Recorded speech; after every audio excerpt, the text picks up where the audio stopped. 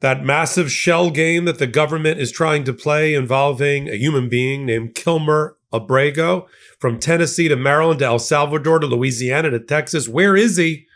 It's all a shell game for the Trump administration. Hopefully, it's going to be put to an end.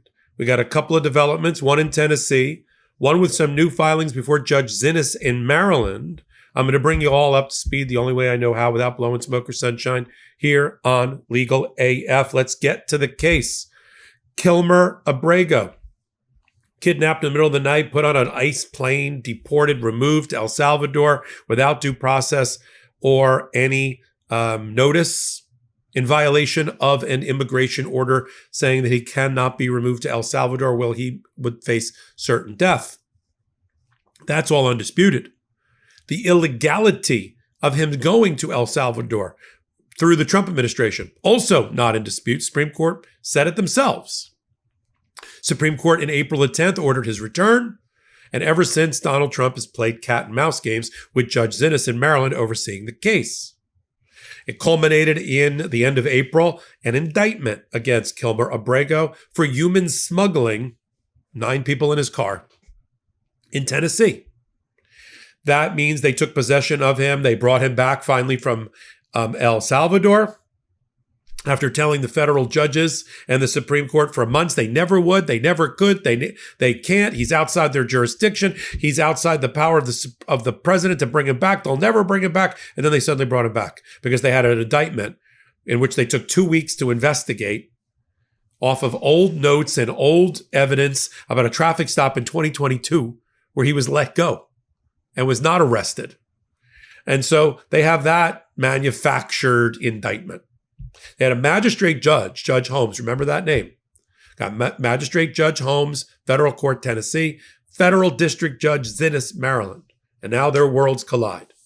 Magistrate Judge Holmes, after 9 days and after a hearing in which witness testimony was given, and the government presumably put on their best case to keep Kilmer Abrego in federal detention, pretrial detention until his trial, the judge ruled, no, you don't have the grounds under the rules that apply to pretrial detention. Everybody's presumed to be innocent. I don't like your evidence. I don't like your witnesses. I don't trust your witnesses. It's double hearsay. You haven't proved he's MS-13.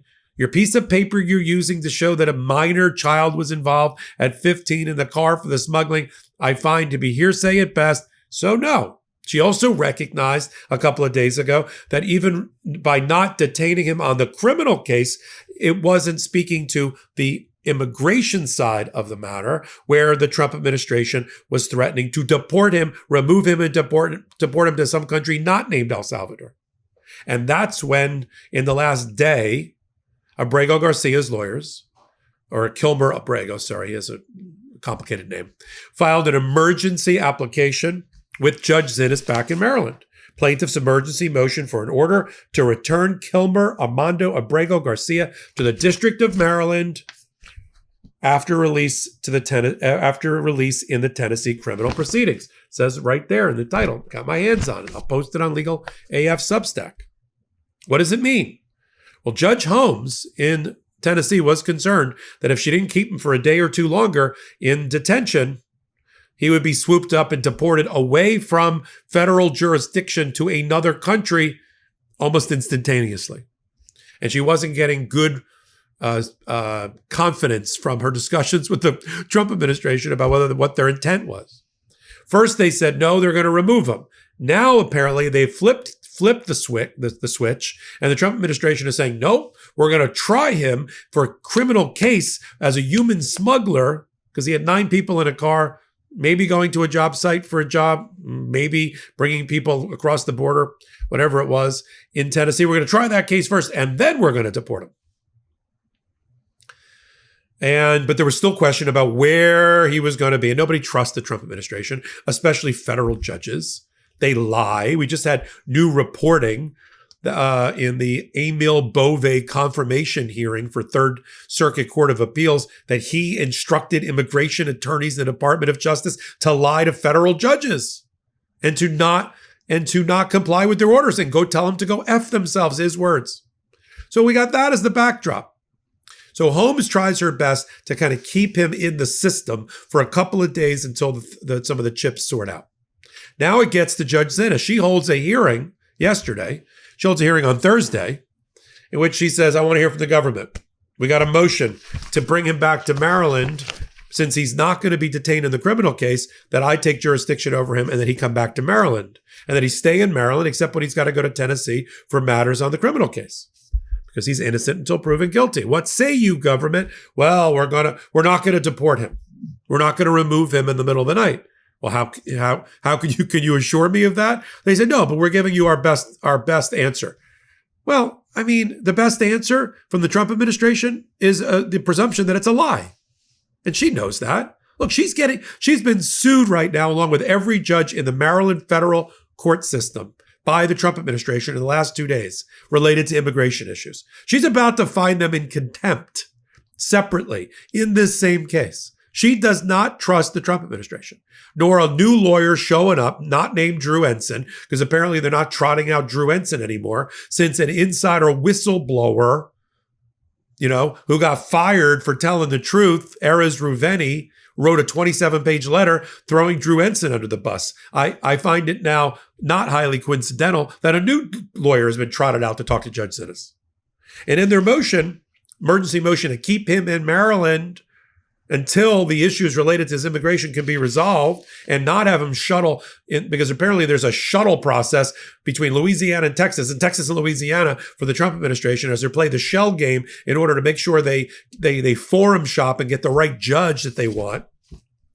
Here's what it says in their motion. It says, plaintiffs therefore move under the All Writs Act and the court's inherent equitable authority for an order directing the government to return Abrego Garcia to the District of Maryland immediately upon his release from confinement in the criminal proceedings in Tennessee. Refrain from removing him from the continental United States or transferring him outside the district, meaning Maryland, absent further order of the court. Like, take possession of this issue. On page 2, the motion simply seeks to ensure that when Abrego Garcia is released from criminal custody, he returns to and remains in this district other than travel to Tennessee as needed until further order of this court. That they then encourage the judge to do it on page 3 because it's necessary and appropriate to protect this court's proceedings and jurisdiction and to prevent the frustration of the prior orders of the court and the United States Supreme Court, citing all the ways the Trump administration has abused power related to Abrego Garcia. They say on page 5, absent order from the court, the government will likely shuttle Abrego Garcia elsewhere. The government's public statements leave little doubt about its plan. Remove Abrego Garcia to El Salvador once more. In the Tennessee criminal proceeding, the government stated it is an accepted fact in this case that defendant that when he's released from the U.S. Marshal's custody, he will not be released at liberty, but rather in the custody of the Immigration and Custom Enforcement, which commence immigration proceedings to deport him. They then say on page 6 that in other high-profile immigration cases, the government has engaged in a similar pattern of moving immigration detainees to Louisiana or Texas in an apparent attempt to forum shop, and they want it to stop. Judge Xinis has set up a briefing schedule. Here it is, June 30th, which is just a couple of days away. The government needs to respond by 5 p.m. to the demand to keep Abrego Garcia in Maryland under her jurisdiction. July 2nd, there'll be an amended complaint filed, and she's going to have a hearing on the 7th of July in her courtroom. In the meantime, for now, she is, arrested. She's issued her orders, administrative stay, to keep Abrego Garcia in the United States until she can make further rulings. We'll see if Donald Trump challenges Xinis by violating her orders prior to that July 7th hearing, and we'll report on it right here on Legal AF. This matters. I don't care what his name is. This isn't just about Abrego Garcia. This is about our democracy, our rule of law, our liberty, our justice system. And we are the foot soldiers for the Constitution. And we first have to talk truth to each other here about procedure and what is happening. And this matters. And I'm going to continue to report on Abrego Garcia or Kilmer Abrego, whatever he likes to be called, until There's final resolution consistent with our due process and constitutional principles once and for all. I'm Michael Popok, and I'm here for you and for the people and for justice on Legal AF. I'm Michael Popok, and I got some big news for our audience. Most of you know me as the co-founder of Midas Touch's Legal AF and the Legal AF YouTube channel, or as a 35-year national trial lawyer. Now, building on what we started together on Legal AF, I've launched a new law firm, the Popok Firm, dedicated to obtaining justice through compassionate and zealous legal representation. At the Popok Firm, we are focused on obtaining justice for those who have been injured or damaged by a life-altering event by securing the highest dollar recoveries. I've been tirelessly fighting for justice for the last 35 years, so my own law firm organically building on my Legal AF work just feels right. And I've handpicked a team of top-tier trial fighters and settlement experts throughout all 50 states known as big auto injury attorneys who have the know-how to beat heartless insurance companies, corporations, government entities, and their attorneys. Big Auto's attorneys working with my firm are rock stars in their respective states and collectively responsible for billions of dollars in recoveries. So if you or a loved one have been on the wrong side of a catastrophic auto, motor vehicle, rideshare, or truck accident, suffered a personal injury, or been the victim of medical malpractice, employment harassment or discrimination, or suffered a violation of your civil and constitutional rights, then contact the Popok Firm today at 1-877-POPOK-AF or by visiting my website at www.thepopokfirm.com and fill out a free case evaluation form. And if we determine that you have a case and you sign with us, we don't get paid unless you do. The Popok Firm, fighting for your justice every step of the way.